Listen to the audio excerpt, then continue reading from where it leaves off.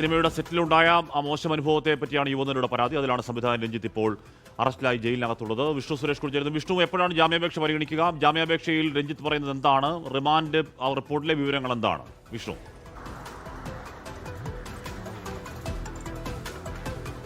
ഹാഷ്മി, ജാമ്യാപേക്ഷ ഇതിനോടകം തന്നെ രഞ്ജിത്തിന്റെ അഭിഭാഷകൻ സമർപ്പിച്ചിട്ടുണ്ട്. അതിൽ ഇന്ന് വാദം കേൾക്കണം എന്നുള്ളതാണ് അവരുടെ ആവശ്യം. പ്രോസിക്യൂഷന്റെ നിലപാടാണ് ഇതിലേറെ ശ്രദ്ധേയം. പ്രോസിക്യൂഷൻ ഇതിൽ സമയം തേടുകയാണെങ്കിൽ ഇന്ന് വാദം നടക്കില്ല.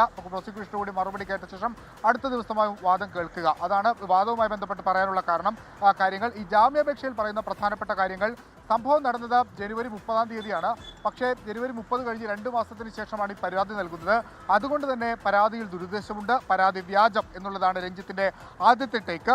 മറ്റൊന്ന് ഈ സാങ്കേതികത്വം ചൂണ്ടിക്കാണിച്ചുള്ള കാര്യങ്ങളാണ്. അത് ഈ സംഭവം നടക്കുന്നത് പ്ലേസ് ഓഫ് ഒക്കുറൻസ് ഫോർട്ട് കൊച്ചിയിലാണ്.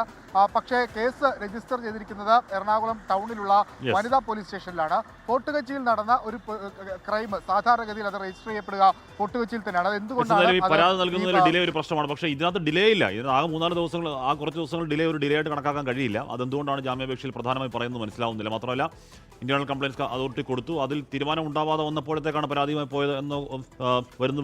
അത് കൃത്യം ക്ലാരിറ്റിയുള്ള നിലപാടാണ്. അപ്പോൾ എന്താകും അക്കാര്യത്തിൽ കോടതി പറയുക എന്നാണ് അറിയേണ്ടത്.